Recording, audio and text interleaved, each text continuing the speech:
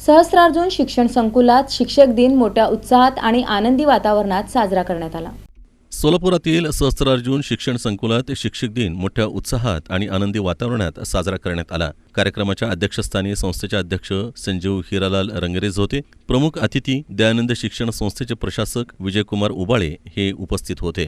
कार्यक्रमाची सुरुवात डॉक्टर सर्वपल्ली राधाकृष्णन यांच्या प्रतिमेस पुष्पहार अर्पण करून करण्यात आली। या प्रसंगी व्यासपीठावर संस्थेचे अध्यक्ष संजीव बिद्री, शैक्षणिक संस्थेचे अध्यक्ष राजू भूमकर, संस्थेचे सचिव जयकुमार कोल्हापुरे, शैक्षणिक संस्थेचे सचिव गजानन गोयल, संस्थेचे सदस्य भरतकुमार शालगर, गणेश दामजी, शैक्षणिक संस्थेचे सदस्य संजीव वसंत रंगरेज, मुख्याध्यापक भगवंत उमदीकर, प्राथमिक विभागाच्या मुख्याध्यापिका मंजुषा काशीत, इंग्रजी विभागाच्या मुख्याध्यापिका विजयलक्ष्मी बरासदार आदी उपस्थित होते। या कार्यक्रमात शिक्षकांचा पुष्पगुच्छ आणि भेटवस्तू देऊन सत्कार करण्यात आला। यावेळी विद्यार्थ्यांनी आपलं मनोगत व्यक्त केलं।